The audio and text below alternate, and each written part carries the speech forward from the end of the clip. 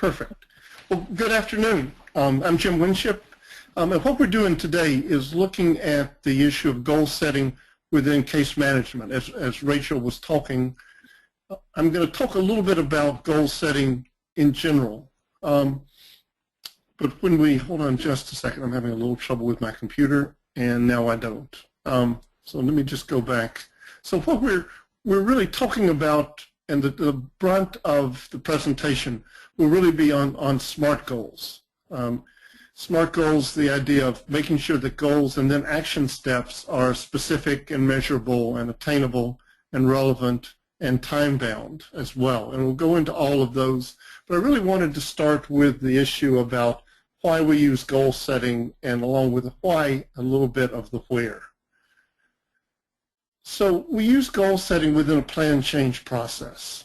So when we're talking about plan change, we're talking about steps that would be used, and and depending on the time period and the kind of the case management or plan change model that one is using, you proceed from an understanding of where the client is, in the idea of where the client wants to go, how willing and motivated are they to get there, to a clarification of what's important, and then from there you go to goal setting, and that's when the very specifics of the goal setting come in. But goal setting sometimes occurs in settings in much less of a planful way. I was thinking about a friend of mine who works in a shelter for women and families that has where people can be there for 30 days. And she describes what she does as MASH case management. I mean, people come in and they immediately have to work on goals related to housing and related to employment or getting more resources, more money. So it's not that kind of very planned process. And in some cases, depending on the client, and there are some clients who, for one reason or another, like to spend a lot of time planning and a lot of time thinking about what needs to be done, and so in some cases it's really ready, fire, aim. That idea of immediately starting to work on doing specific things and then see what happens, and the goal setting can occur after really there is some information, some data in terms of what the person's done, what the person puts energy toward, what's interesting, other kinds of pieces with that. So that's just the slightly bigger picture in terms of where we do goal setting. I think in many cases, with the specifics on this, there'll be time for questions at the end, and I can talk about that, and we can talk about settings and how goal setting works in different kinds of settings. But in general, if we're talking about case management, I wanted to focus on the importance of client-driven goals. The idea that goal setting does not come first. It really gets tied to whatever the ideas are of a better future, of something that's important to a client. When you're looking at more, when you and the client are looking at more than, quote, solving a problem, fixing something, about goals that get people to a place, in one sense or another, that's better, then there comes to be more motivation and more energy. And that really ties in with the whole idea of stages of change. I talked about motivational interviewing, and motivational interviewing really is really built on that idea that one is working on client-driven goals. And the aim, that idea of the better future, of something that would be different and better, can be bigger than a goal, and it's often not measurable. Someone who says, my kids move around a lot, and I want them to be some stability in their lives. Okay, that's an aim. Stability in somebody's life is not measurable, but there are goals underneath that can lead to things being measurable. And goals, SMART goals, can help the client to reach this. Well-crafted SMART goals. So goals are client-driven, and often workers suggesting goals, as all of you know, there are problems with that. If you suggest a goal and the client tries it and it doesn't work, well, whose fault is that, right? It's your fault. But I think there is a difference between saying you need to do this and you need to do something. You need to do something. And I think workers can then challenge clients to go through that process of figuring out what they want, and then what are the specific goals that get us there, and then the even more specific action steps underneath that.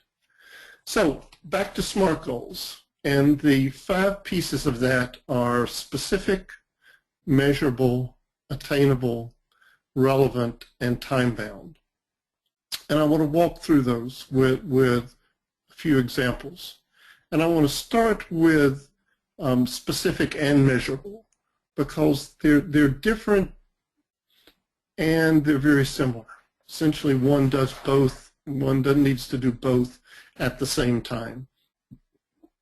And the criterion for that is how can you tell if the goal has been achieved? How can you tell if it's been made?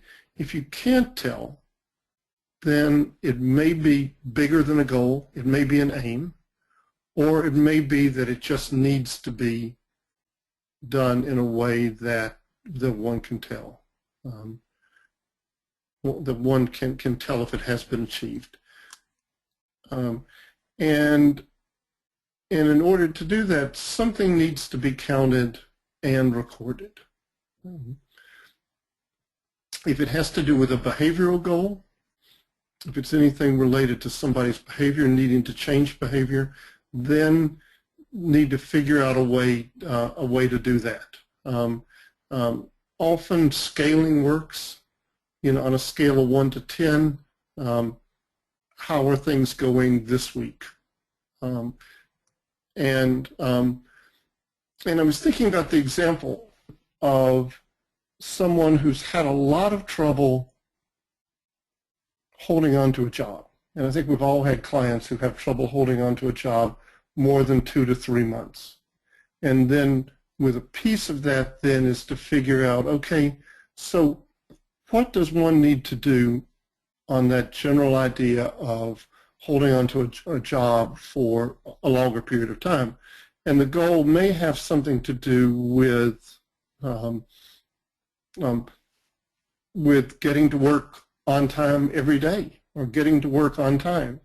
And then what obviously, in order to do that, one would need to count those times and to keep a running count, day by day, week by week, etc., in terms of how that's being done.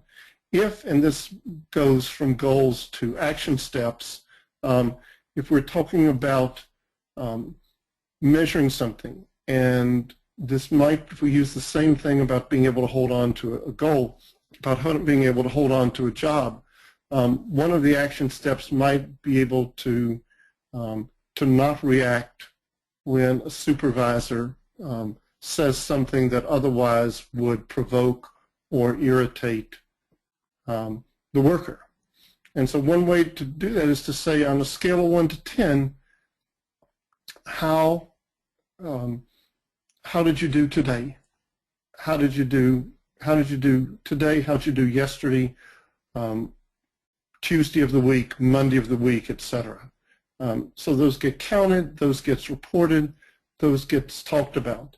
And the issue of reliability, and with this example, is we talk about reliability. If you've taken a social science research course, we talk about reliability and validity.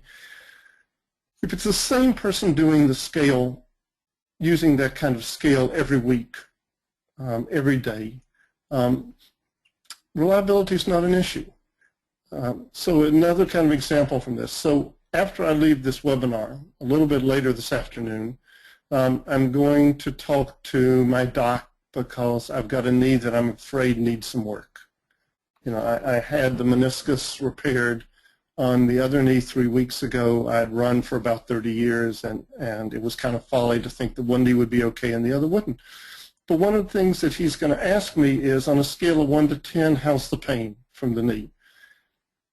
And he probably, I'm lucky enough to have had the doc for the same time, so when I say 1 or 2, but 1 sometimes, up to 2 sometimes, he's got an idea of what that's like, right? So scales work, not that they're absolutely quantifiable, but it gives you an indication, and it also lets people know that if over a period of time you're getting better, like in this example that I gave in terms of being able to tolerate a hostile work environment without blowing up, then that can be a source of progress, a source of people feeling good.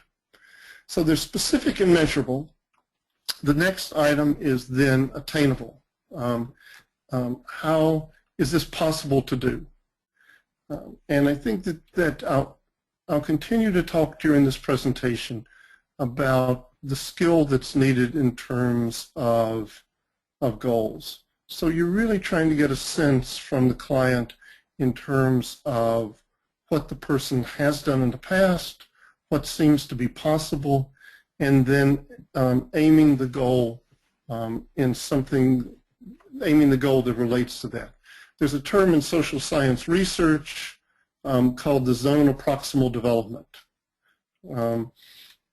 And to go outside of what the person easily can do to the next stage, and then not to aim it to, in this illustration with 3 circles, not to aim it to the area that says can't, because when people feel like it's impossible to do that, then they tend not to put any energy or because after all, why bother?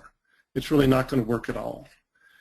Now, zone of proximal development is very much social service lingo. Here's another way to think about it. So if you think about Goldilocks and the 3 bears, okay? And the issue about the bed being too soft, too hard, just right. What one's really looking for is that goal that is not too easy and not too hard, but just right. And another way to think about that is going slightly outside one's comfort zone. Because many things people have to do, they're not easy. Applying for jobs is not easy. Anything that you do with jobs, with housing, with anything that involves the chance of rejection is difficult. People who work on GEDs, often they're working on GEDs because school was not easy for them the first time around, and that's difficult.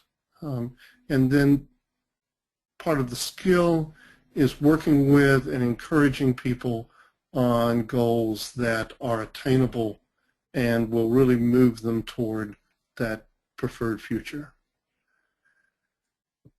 The next part is relevant, to make sure the goals really are relevant to the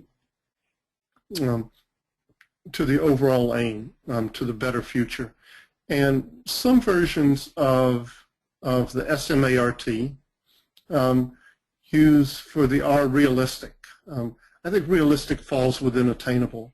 And I think that that relevance is important because when one starts moving from the bigger picture down to something that's more specific, and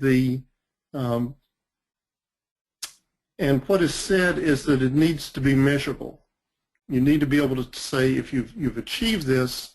So you need to ask 2 questions. One is, does the goal fit and lead to getting to the better future, something that's important to the client? Is this really a big stepping stone toward getting there? Because it's easier to make what's measurable important than to make what's important measurable. So people may try to think of goals that you can count, that you can measure. And sometimes those aren't necessarily the most important things that need to be done in order to get the client to where she or he really wants to be. The fifth one of those is time-bound or timely. And the idea with that is that what's a time frame that makes sense? It needs to be so long, neither so long that it invites inaction or so short that attaining the goal becomes very difficult. And I put the image of the scale up on the slide because I think most of us have had experience in trying to lose weight. And so if you think about the goal of losing 10 pounds, okay? So here we are in July 14, and if I were to say I want to lose 10 pounds by September 15th, by September 2015, okay? That's attainable. It's specific. It may be relevant to what that long-term aim is related to my health, etc. But the time frame's too long, right? If you say I've got 14 months to lose weight, that means that I've got a good 11, 12, 13 months that I don't really need to think about it. Probably 11 or 12 ideally. It pushes it off too much. If I say I want to lose 10 pounds by August 1st or by August 7th, it's too short a time frame. Or it may mean that if I actually were able to lose those 10 pounds, they'd boomerang right back. So that idea, this also fits with the concept of attainable, to make sure that that the time frame is one in which people are going to be able to attain that. So those are the 5 pieces of the SMART as it relates to goals. But the SMART framework not only is goals, but also relates to action steps. Now, the language that's used in goal setting varies from place to place and person to person. And there are some, I think when I first was in grad school, they talked about goals and objectives. I like the language of action steps because it really gives you the language, the idea, the sense that people are doing very specific things that will help you get there. And I really like this image because the image just shows here are the pieces that need to be done in order to get from where one is to where one needs to be. And for action steps, we use the same criteria. They need to be specific. They need to be, and in some cases, even much more specific than specific than the goals. So if you add the specific and measurable together, you can see, okay, what's that going to look like? Attainable, relevant, and time-bound, and the time frame being often much shorter because there are specific things that need to be done. So when we look at goals and action steps, one thing to keep in mind is the goals are big and the action steps are smaller. If you use the image of Russian nesting dolls, you've got action steps that would fit within the goal. And one of the difficulties or problems that people have is when you have an action step, which was the first one that came up, and then goals that are bigger than that. Goals that are small and action steps that are bigger. Because sometimes when people think about what's something that can help me reach the goal, it turns out to be big. So family is in transitional housing. One of the things that they're doing is they're working on debt to try to reduce debt and then try to reduce their spending so that they'll be able to make it and not become homeless again. and and one of the expenses is cigarettes.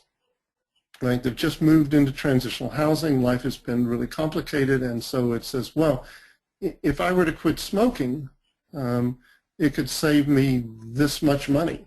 This is one of the 5 action steps that I'm going to do in order to do that.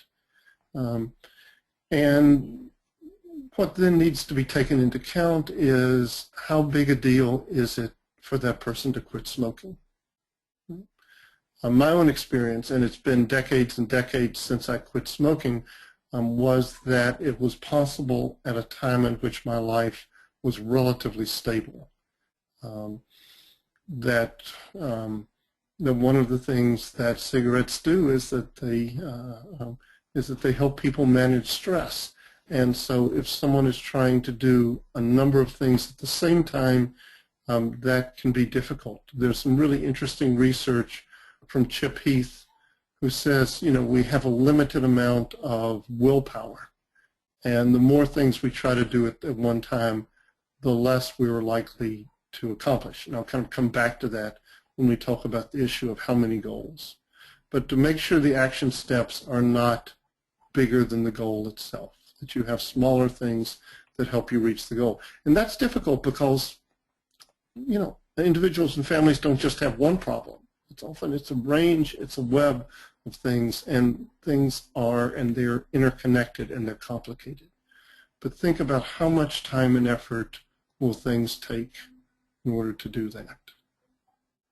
So if you look at the issue of action steps and making sure they're relevant and measurable, that they need to be able to be counted. And you ask the 2 questions. Does achieving the action step in reality move the client closer to goal completion? You don't want to have too many action steps, and so what you want to think about, in order to achieve this goal, what are the things that a client needs to do at this particular point in time to do that? They may change. The action step may change after a week, after 2 weeks, after 3 weeks. But for each of those, does achieving the action step in reality move the client closer to completing the goal? And is it clear how it will be measured? Because often what case managers will be doing, if you're able to meet with a client on a weekly basis, is you're going over the goals and the action steps. And then the question is, were you able to do this? And if it can't be measured, then it's harder to tell whether indeed that was achieved or not. And I think that that we really get to the point of the well-crafted action steps. I mentioned earlier that I like this diagram, and one of the reasons I like this diagram is that the figure on the left can see the goal and can see the things that have to be put into place. In this case, it's 5 action steps, and if those are achieved, then the goal is visible, the goal is possible. And so if the action steps are relevant, if they're attainable, if they're measurable, if the person is doing those, then there can be a sense of progress, a sense that I am moving forward with what I want to do. And then to accomplish an action step, for some action steps, and I think this is probably especially the case early on in the work, is that there may be things that the client is doing this week or before you meet again, and there are things that the worker is doing. So the client may be looking for jobs and doing X number of applications and then coming back in, and the worker saying, okay, I'll look to see if we can find a job club, because job clubs often can be very valuable to people, and I'll bring the results of that search next week when we come. The advantage of the worker being involved in doing this is that it communicates in a very tangible sense that the worker wants to commit some time, energy, etc., because wants the client to succeed. Now, the longer the process goes on, it may be that there would be fewer and fewer or none of the action steps that the worker might need to be able to do. The client goes from getting a GED to starting an LPN program at a technical school, and the worker is involved with helping with the process of getting the GED, with helping with the paperwork and the financial aid until the person gets enrolled in the LPN program. There's lots of very specific things that the client might need to do to complete that nursing degree, none of which, or very few of which, has to do with the worker. So the worker may be much more alongside early on, client doing some things, worker doing some things, and then farther on, not nearly as involved. So when we talk about working on goals, that the reason for doing it, for doing that, one is obviously for achievement, so that people are moving toward what they consider is important, toward what they want to do. And it also, you get a sense of progress, because with things that are well crafted, then you can see, yes, this is happening and this is happening and this is happening, and I'm not there yet, but that person is feeling like things are going. And the other piece, which can be just as important, not just as important, but certainly important, is you get information for modifying goals or action steps, because goals change, action steps change. That's the advantage of actually doing things and then coming back and talking about it, reflecting on it. To what degree was this realistic or not realistic? How does it need to be tweaked? And then realizing that in terms of goals, that as the drawing says, nothing's carved in stone. Certainly not abandoning goals because it's too hard, but just to say, okay, are there things we need to do to make sure that attainment is possible that still fits with the long-term aim or the preferred future? Now, there's some problems with goal setting. It seems like a great idea. Many things are good ideas. Doesn't always work out the way we planned. And some of it is just the way that we plan and we work. So one of the problems is if there's too many goals. If the worker and the client decide that here are the 9 things that need to be done and need to be done now, and that's too much time. It's too much stuff. As I mentioned with the research of Chip and Dan Heath, there's that we have limited willpower, we have limited attention span. People are trying, or if people have kids, if they're got a part-time job and they're looking for something else, working on lots of things may mean that nothing gets done. I've seen a really good template. I could not find it to put it on there in terms of in which goals are laid out, in terms of, yes, there may be 5 things that are important, but we're starting with these 2 right now. And then 3 weeks from now, we're going to pick up another one. And a little bit later, we'll pick up another one. But meanwhile, we'll be focusing. And then with that, to ask the question, what's important? What's important in 2 senses. One, what's important in terms of the really important things for achieving that long-term aim. And the other things, what are important in terms of what needs to be done right now, because some things are time sensitive. If one is, if there's a goal in terms of long-term housing stability, in many counties, it may be the first thing, the first action step that would need to be done would be to apply for Section 8 housing, because the waiting list on that can be very long. And so you want to do that sooner rather than later. So one of the issues is setting too many goals. Another thing is when clients say the goals are not working. Yeah, I know we did this. I said that was important, and it's not working. I did a workshop on motivational interviewing, and one of the things that practitioners who use motivational interviewing talk about a lot is say you don't argue with clients. You know, when you start arguing with somebody, they'll take a position, and that position will get harder. So instead of the arguing, to move to a kind of a questioning, understanding, and saying, okay, so what could we do that would get you where you want to go? If this isn't working, what else can we do that would work? And then there also is a situation in which there are unexpected crises occur. You know, unexpected crises, but crisis just happens a lot in people's lives, especially in people's lives who are needing help. Illness, loss of job, problem with another family member, etc. And when they get in the way of achieving goals, then I think one of the things to do is to apply the both-and principle. That of course the crisis has to be dealt with, of course that's going to take time and energy and resources. So need to do that, and how can the client deal with the crisis without abandoning the goal?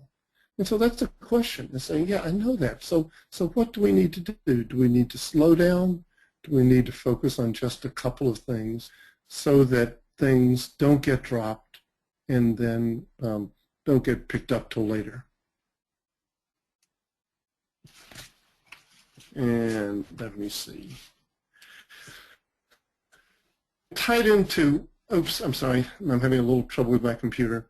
And tied into that concept of yes and, both and, is the concept of yes and that really goes back to the don't argue.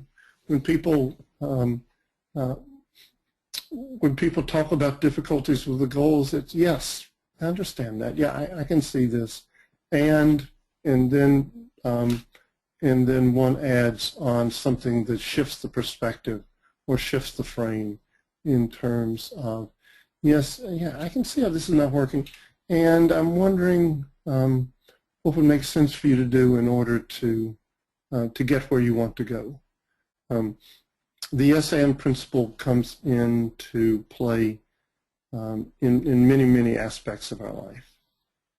So there wasn't, when I was putting this presentation together and comparing it to the last couple I did, it's not as much content, because I think a lot of this really relates to the very practical pieces of doing it. So in summary, I'll do the summary, and then we're going to have a chance to talk about some of the things. The goal setting is important in order to give clients a sense of what progress is being made and a sense of completion. And both of those really tie into the concept of self-efficacy, that when goals are set well, when action steps are set well, people can feel like they're moving toward where they want to go. And it also gives them a greater sense of this is possible, that it will be possible for me to do this. Or it may be indications that the goals need to be modified, that what we set out to do doesn't make as much sense as we thought it was, so how do we need to change it? And both those are important. The goal setting needs to be flexible. Again, it's not carved into stone, and one needs to not abandon goals, but one needs to realize that things change, and sometimes goals and the action steps and the strategies need to change with them. And the SMART model sets forth criteria that need to be met. One of the advantages of the SMART model, and I wanted to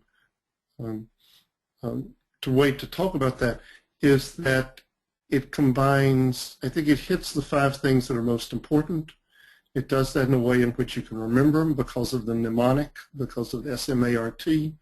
But that those take practice. It takes skill, it takes practice to help clients write goals that hit that sweet spot between not too soft and not too hard, and that where the time frame really fits. So I'm going to stop the presentation here, and really what I'm hoping we can have is questions, and then along with questions and the way in which you could write questions, I also encourage you to write about times in which, not only difficulties you've had with that, but also times in which goal setting has worked, or things, for those of you who are more veteran case managers, things that you've learned in using goals that could be valuable to share with other people. So I'm going to, hold on just a second. Let's see.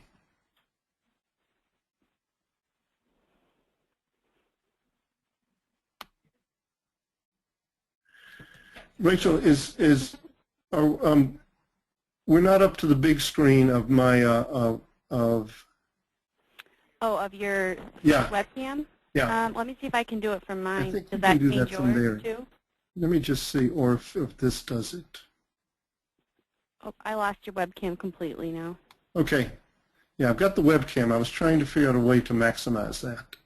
I think everyone can do that individually on their own screens Okay. as well. If you pull, there's like a line between. If you kind of just click on it and pull, you can make it larger yourselves. I'm not sure how to do that from the administrative settings. Sorry. We don't have any questions yet. And if they don't do that, I'm just doing it on my screen, so that so one way or another that should work. Yep. So if you guys want to just type any questions or comments or thoughts into that question box on the menu for GoToWebinar, that little box that pops up in your right-hand corner of your screen, and then we'll kind of go through those with Dr. Winship. And Rachel, while people are doing that, do you have some questions? I don't really have any questions, but I think that there was a lot of really good information that was brought, and that will be helpful, especially with the folks working on Pathway of Hope. One of the things we've struggled with is that client engagement, and I think it's really important to see how hand in hand working with the clients and setting the goals and setting these goals under good criteria is part of maintaining their engagement in the process and keeping them involved, and how important it is to have the rapport and the goal setting go hand in hand with the engagement piece, which has been a struggle in a lot of places. Yeah. And I think one of the things with the action steps and then meeting with the action steps, and I know that there are places where doing that weekly meeting is difficult, and some places I think they're doing it on telephone if people can't come in, but it really gives you an option, gives the opportunity for affirmations. That when people are making progress, when people have been able to do the action steps, even though there isn't a job yet, there isn't housing, there isn't other things, but people are able to, yes, we checked these off, yes, we did that, and so that's a good piece. And then the other thing that goes with that in terms of just working is just asking that question, so you did 2 job interviews, that's great. You haven't heard from them yet. What have you learned? Right? What did you learn in doing that interview that you might want to do next time, or might not want to do? Because I think all of us, clients and workers, at times tend not to be very reflective in that, in the sense of what have we learned, what will we do different, what will we do better next time. And the advantage of having the really specific measurable action steps is that that there's really, as they said back home growing up, grist for the mill. It gives us some things that then we can work on and we can talk about. We have one comment that came in saying building rapport is the most important in setting goals. You have to know where the client is at. So yeah, definitely. Right. It very much the case.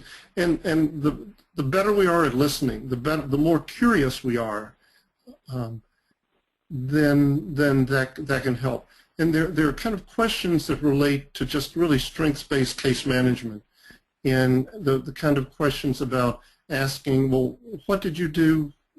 If you were in a previous situation, a situation like this earlier, what did you do? What have you done?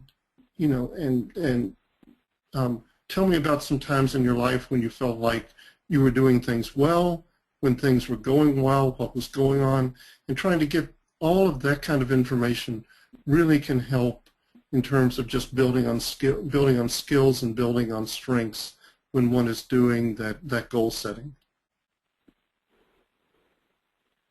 It's a quiet group this month, not too many questions. You know, and the idea the idea of making sure that it's based on what the client wants to do. I remember listening to people who talked about going through county job centers and or with W-2 workers and just saying you need to do CNA training. If you do CNA training, you can get a job, and just essentially pushing everybody kind of in a cookie cutter approach that this is what you need to do and want to do, and there tends not to be the same level of energy or motivation than it is when people are focused on doing what they see as important.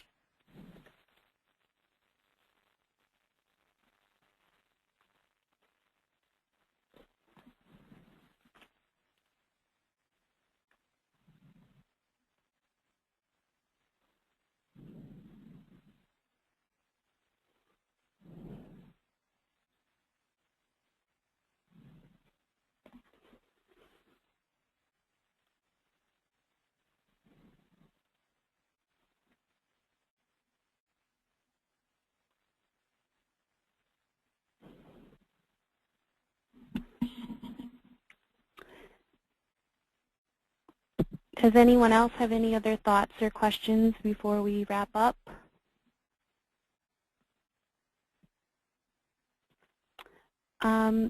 Okay, the next question is, what should be done when a participant wishes to create an unrealistic goal? For example, home ownership when thousands of dollars in debt and the program is only 6 months and they don't have sufficient income to pay.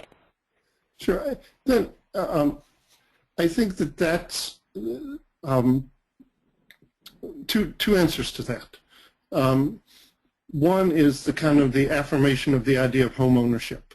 The idea that I can see how, you know, at some point in time, you're getting a house would really make sense, would really make sense. And then it's the issue of just asking questions.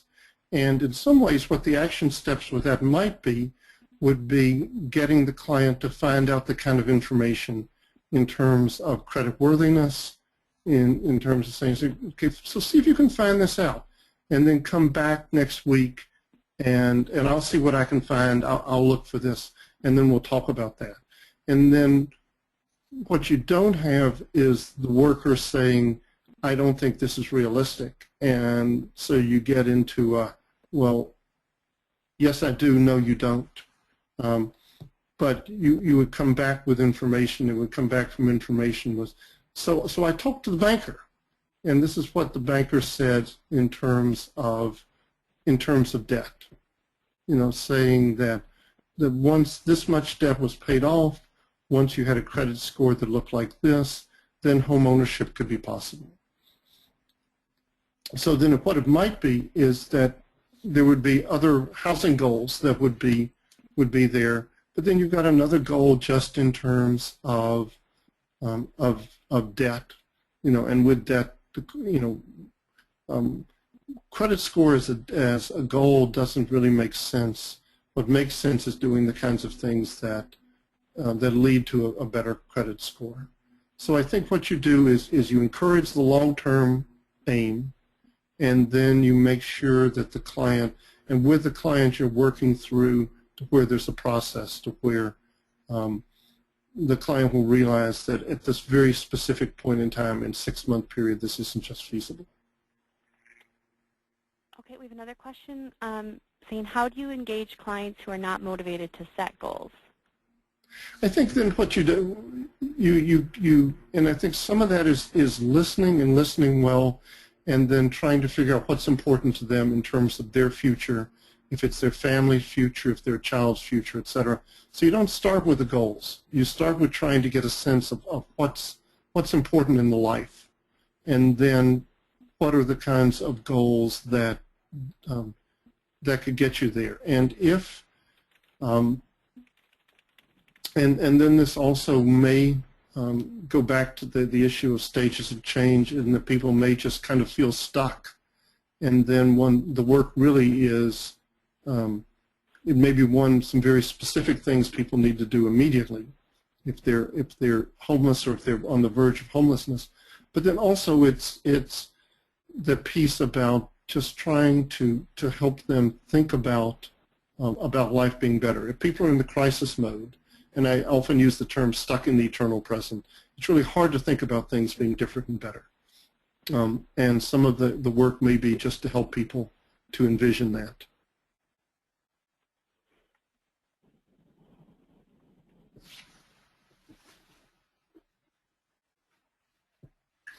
It's allergy season. I need to blow my nose while we're waiting to see if something else comes in. Excuse me.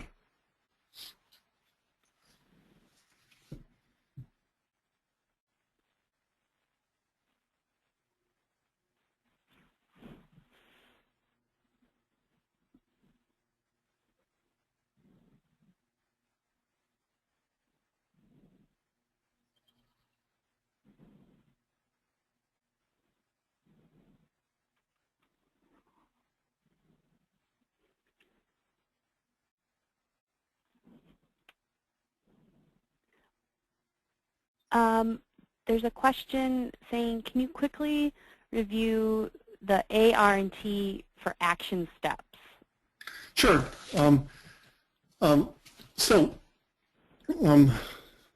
So if you think about relevance, probably the most important. So really just thinking about, so when people think about what they can do this week, they're often thinking about, okay, what's possible to do? And so making sure that you've got the goal written down, write down the action step, and then you and the client are asking the question, to what degree does this get you from here to there? To what degree, and maybe even the same scale of 1 to 10.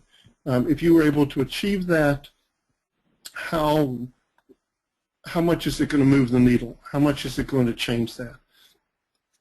And so the relevance important. The timely has to do with what one can do, and the timely and the attainment can be thought of together. So if you're thinking about somebody who's applying for jobs, and what's the job market like there, what are the things that are, the person's already got the resume, they've already done those other kinds of things. And the worker's been doing it for a little while. The worker may have a sense in terms of, given that person's life, how many jobs can they apply for? In some cases, applying for jobs may just be a matter of dropping off a resume, or if they're doing that online, that may not, maybe a number of those would make sense. But it's trying to find, again, the sweet spot between what's too easy and what's too difficult with that. And so again, you're asking that question, and you're going through, and then if it seems like it's too soft or too hard, that one asks questions without necessarily saying this is too soft or too hard. My computer's decided to do weird stuff, but that's okay. No, I did it. We've had a couple people who have raised their hands, and the audio just gets really funny with trying to have people talk. Okay. So if you could just type, I put the screen up that shows a visual of what your box looks like. So if you guys have questions, please type them in that box, and we'll do them that way. It's too hard. So that was the visual that popped up. That was me. I did it. I overrode you. We do have a few more questions, though. The Cool. next one is, how do you hold an overly dependent participant responsible for their own goal success instead of relying on the worker to achieve the action steps? And I think that's the point of I'm going to do this, and you need to do these things, and just to and if people agree with them, and people often will agree in the moment, and they don't do it, and so that's part of what you talk about the next time again.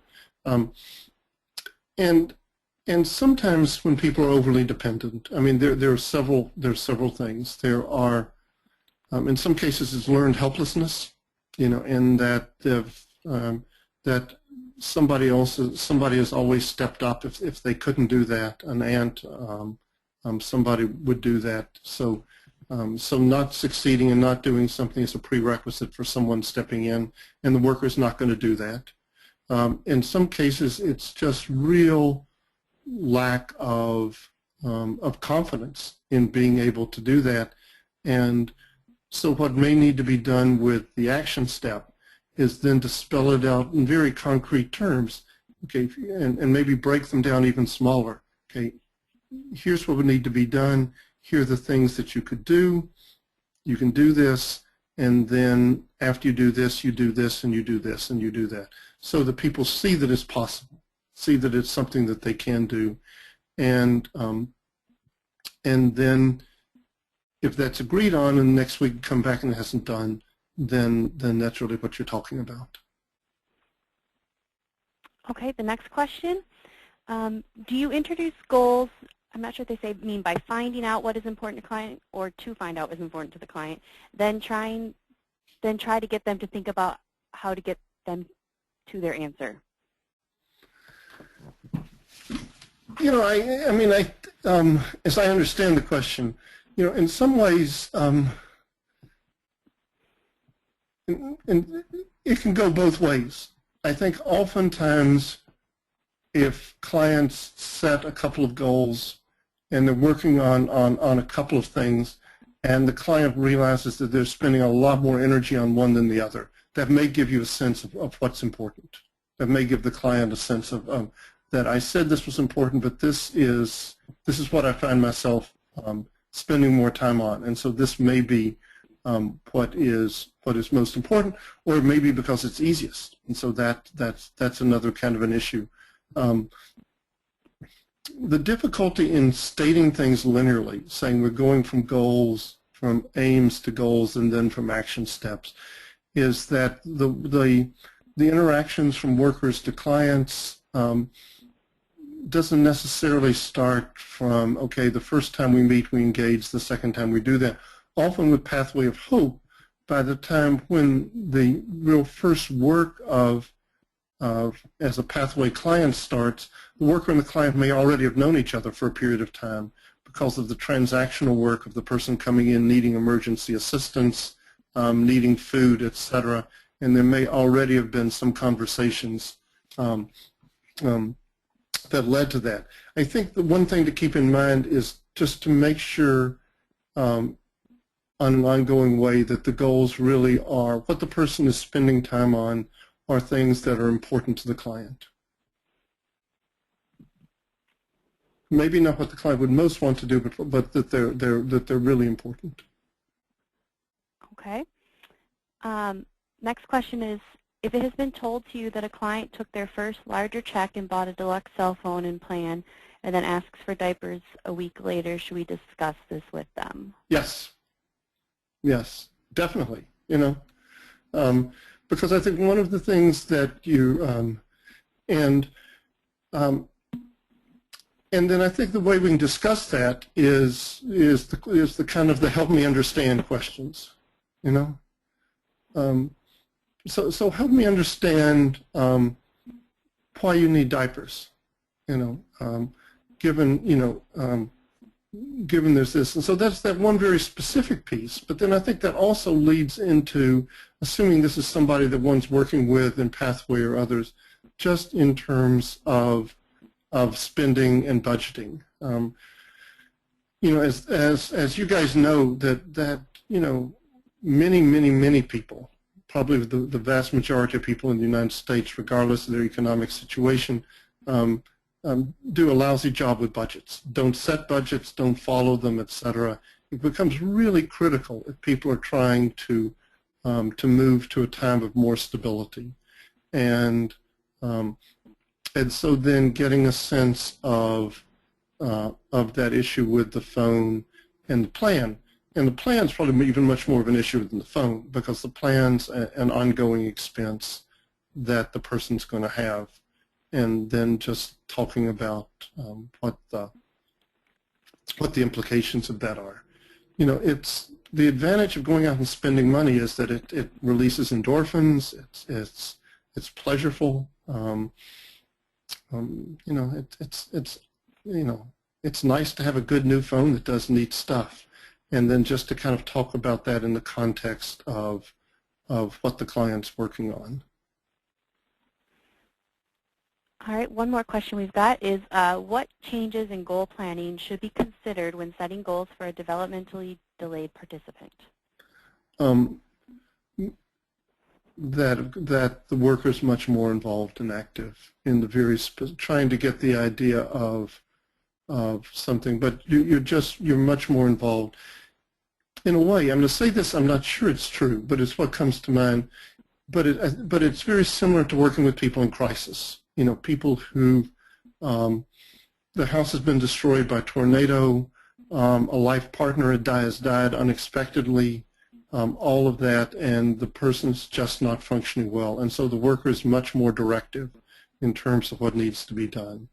And I think with someone with developmental disabilities, and that's a really broad range, but I think that there is that there's more direction, and there may also be others, other people, guardians, etc., that might also be part of that decision-making process. All right, those are all the questions we have sent in right now. If there's any last questions, get those sent in right away. Oh, here we go. Good.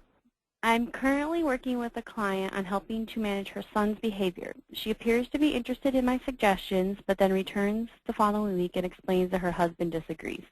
It appears that he has a great deal of influence and control on the household decisions. However, it is clear that she wants the help.